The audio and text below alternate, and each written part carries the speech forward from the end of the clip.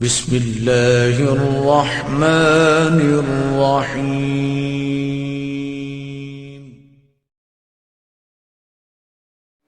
کہ وہ خطبہ جو حضرت سجاد علیہ السلام نے دربار شام میں ارشاد فرمایا تھا، وہ آپ کا ایک قولی معجزہ تھا۔ حجر اسود کا بولنا یہ فعلی معجزہ تھا، اور بہت سے آپ کی زندگی میں فعلی معجزات ہیں، لیکن یہ خطبہ قولی معجزہ تھا، اور اس کی شان اعجاز بے پناہ ہے۔ یقین فرمائیے کہ میں آج اعلان تو ہو گیا ہے کہ خطبے پر گفتگو ہوگی، مگر کسی ایک تقریر میں، چاہے وہ گھنٹے، سوا گھنٹے، 1.5 گھنٹے، 2 گھنٹے کی کیوں نہ ہو، اس پورے خطبے پہ گفتگو ممکن نہیں ہے۔ بھائی خطبہ دہرا دینے کے لیے تو 5-7 منٹ میں دہرا دوں گا، اگر خطبے کے الفاظ سننے ہیں تو 5-7 منٹ، 10 منٹ، اس سے زیادہ وقت تھوڑی دیا تھا یزید نے۔ آقا کو کیا 1 گھنٹے تقریر کا موقع ملا تھا؟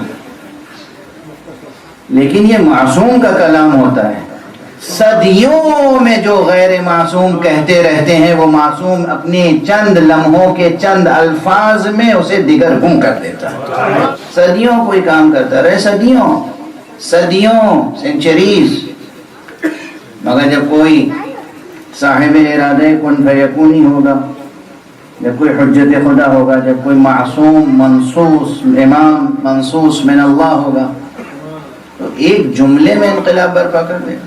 چنانچہ کل جو آپ کو مہلت ملی تھی وہ 5-7 منٹ بس، تو لکھی ہوئی عبارت اکثر منبر سے لوگ پڑھتے رہتے ہیں۔ واقعہ آپ حضرات کے ذہنوں میں ہے کہ جب یہ قافلہ اسیروں کا پہنچا ہے دمشق، کسی کلام پر، کسی ٹیکسٹ پر گفتگو کرنے کے لیے سب سے پہلے یہ معین کر لینا چاہیے کہ یہ ٹیکسٹ کس زمانے کا ہے اور کس زمانے کا۔ یہ ایک سوال خود تہدار ہے، اس لیے کہ زمانہ تہدار ہے۔ مثلا میں اس وقت تقریر کر رہا ہوں اور کوئی مورخ لکھے کہ یہ تقریر کس زمانے میں ہوئی، تو ایک سمپل سا بیان ہوگا کہ محرم کی 23 تاریخ تھی، جمعے کا روز تھا۔ یہ تاریخ زمانہ تو معلوم ہو گیا، مگر اس سے کوئی زیادہ فائدہ نہیں ہوگا اس تقریر کو سمجھنے کے لیے۔ یہ ایک اسٹیٹمنٹ، اس لیے کہ دوسری سطح یہ ہوگی کہ کس زمانے میں تقریر کی، یعنی میں عمر کی کس منزل میں تھا، میرا بچپن کا زمانہ تھا، میری نوجوانی تھی، میری جوانی تھی، میرا بڑھاپا تھا۔ اس لیے کہ ہر دور میں عام نقطہ نظر سے عام انسان کی قوت علمی اور قوت بیان میں فرق پیدا ہوتا ہے، عام نقطہ نظر سے۔ تو یہ بھی بتانا ہوگا کہ میری عمر کیا تھی۔ اور زمانے کا مطلب، جب ہسٹورین، جب کوئی تجزیاتی گفتگو کرتا ہے، تنقیدی تحقیقی گفتگو ہوتی ہے، تو پھر ایک سطر میں زمانہ نہیں سمٹتا۔ زمانے کے معنی ہے کہ اس وقت پوری دنیا کا ماحول کیا تھا، اس وقت کے سیاسی حالات کیا تھے، جغرافیائی حالات کیا تھے، اقتصادی حالات کیا تھے، سماجی حالات کیا تھے، لوگوں کی سوچ کیسی تھی، کس مجمع میں یہ بات کہی گئی، کس مجمع میں یہ بات کہی گئی۔ اور ہمارے یہاں اب جب تک یہ چیزیں سامنے نہ ہوں، اس وقت تک مثلا خود قرآن مجید، نبوت مصطفیٰ صلی اللہ علیہ وآلہ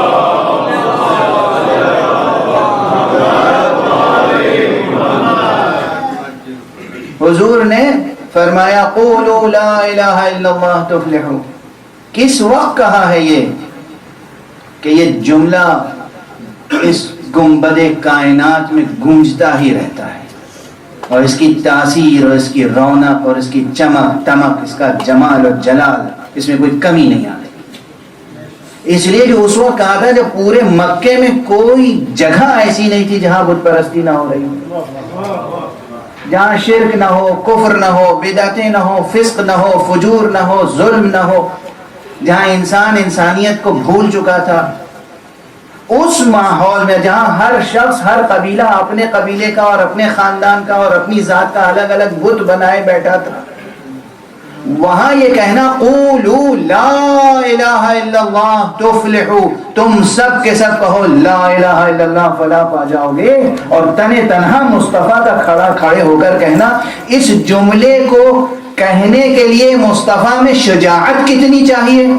پورا شہر مشرک ہے اور آپ توحید کی دعوت تنہا دے رہے ہیں، کتنی قوت چاہیے، کتنی شجاعت چاہیے، کتنی جرأت چاہیے، کتنا بے خوف ہونا چاہیے، اور کتنے اخلاص کے ساتھ کہا تھا کہ ایک ایک دل میں یہ بات ایسی جم گئی، اتر گئی، راسخ ہو گئی کہ تاریخ بھلا نہیں پا رہی۔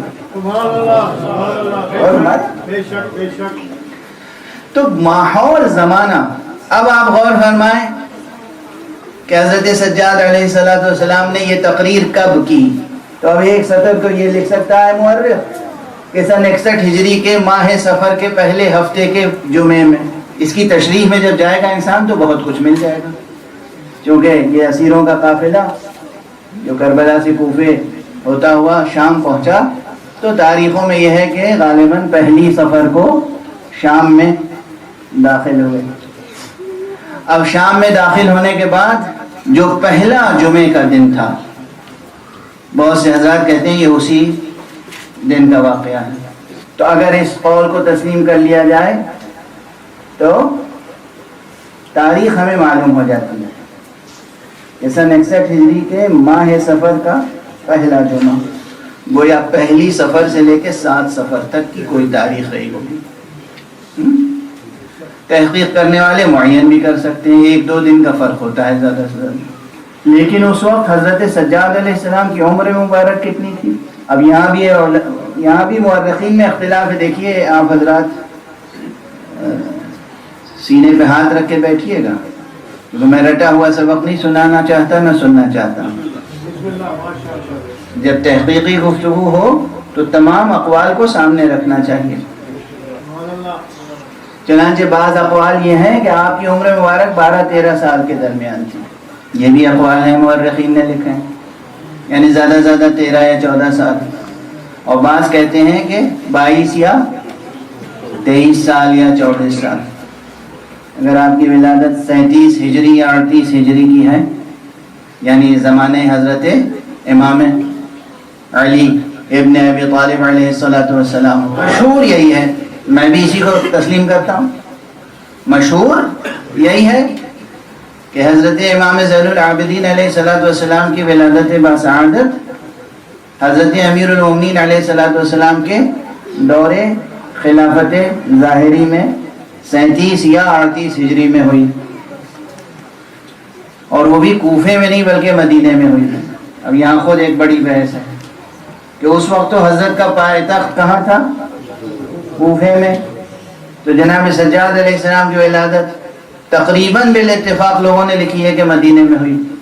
اس کے معنی ہے کہ حضرت امام حسین علیہ السلام کا گھرانہ اس وقت جب امام کی ولادت ہوئی تو مدینے میں تھا۔ اب ظاہر ہے یہ صرف میں ذکر کر کے آگے بڑھ رہا ہوں، اس پر گفتگو کا اس وقت موقع نہیں ہے۔ اگر وہ روایت درست ہے جو کہ مشہور ہے تو آپ کی عمر میں مبارک زیادہ سے زیادہ 22، 23 یا 24 سال، 24 سال کا جوان یا نوجوان، 24 سال کا نوجوان یا جوان، عام نقطہ نظر سے ابھی سوچیے، جس کے اوپر کربلا جیسی قیامتیں گزر چکی ہیں اور جو اسیر ہو کر طاغوت وقت کے سامنے لا کر کھڑا کیا گیا ہے۔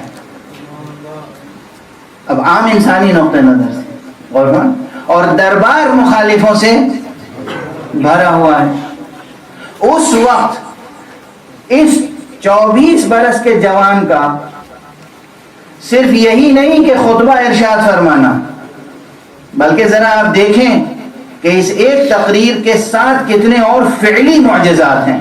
یزید نے اپنے درباری مقرر کو حکم دیا کہ جاؤ منبر پر اور حسین اور علی ابن ابی طالب کی شان میں گستاخیاں کرو، اور یزید و معاویہ اور ابو سفیان کے فضائل بیان کروں، اور اس درباری خطیب نے منبر پر جا کر وہ کام کیا. یہ اسیر تنہا، اس کے اندر پہلے یہ جرأت دیکھیے کہ جب اس خطیب نے حد سے تجاوز کیا تو ایک جملہ کہا، اے تقریر کرنے والے، وائے ہو تجھ پر کہ تو نے اللہ کا کی ناراضگی خریدی ہے بندوں کی رضامندی کے مقابلے میں. اور فرمایا یعنی طاغوت وقت سامنے موجود ہے،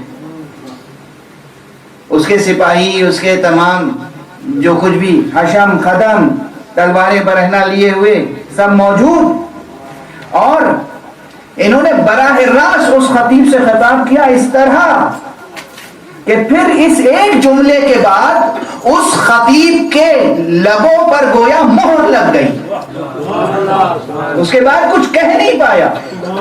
یہ نہیں کہ یہ کہتے رہتے وہ تقریر جاری رکھتا، اور سمجھ اسے کہتے ہیں وہ جملہ جو ارادہ کن فیکونی کے ساتھ ادا ہوا تھا.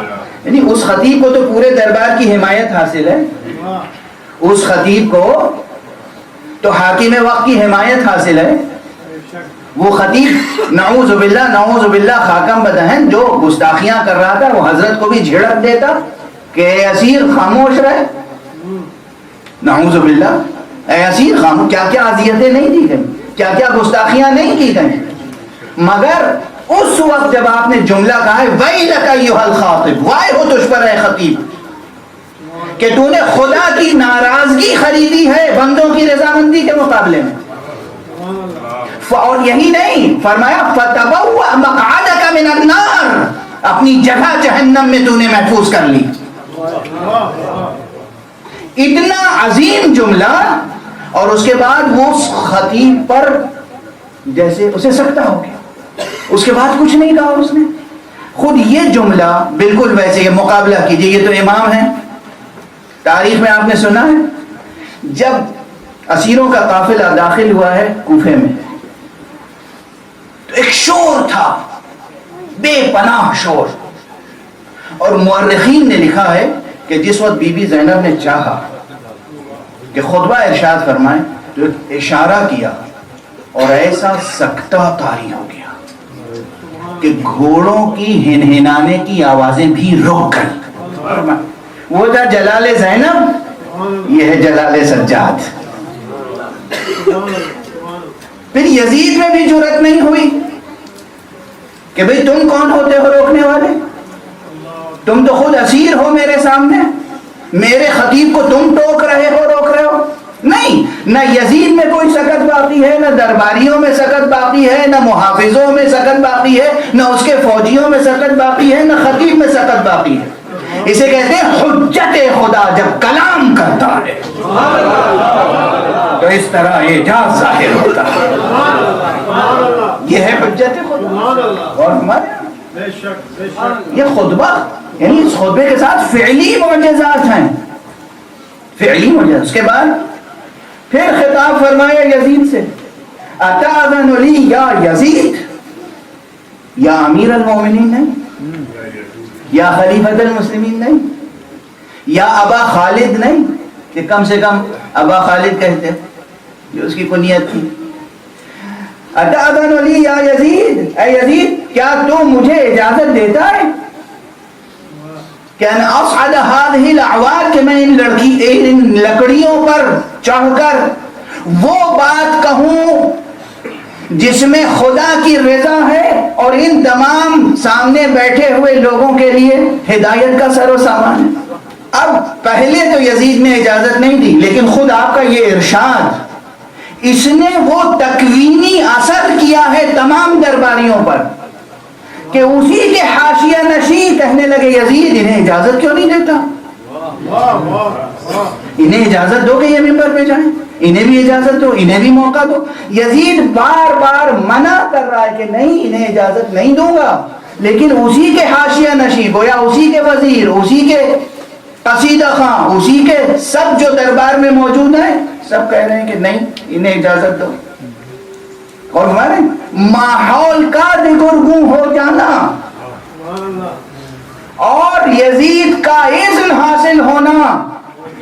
پھر ممبر پر جانا، اور ممبر پر جانے کے بعد پھر جو آپ نے خطبہ ارشاد فرمایا. اب آپ دیکھیے کہ تسلسل اعجاز فعلی حضرت سجاد کہ اس درباری خطیب کا ایک جملہ کسی کو آج نہیں یاد ہے، اور حضرت سجاد اس اسیر امام نے جو تقریر کی وہ تاریخ میں گونج رہی ہے. جو کتاب اٹھائیے اس میں خطبہ سجاد موجود ہے، مخالفوں کی کتاب ہو یا اپنوں کی کتاب ہو.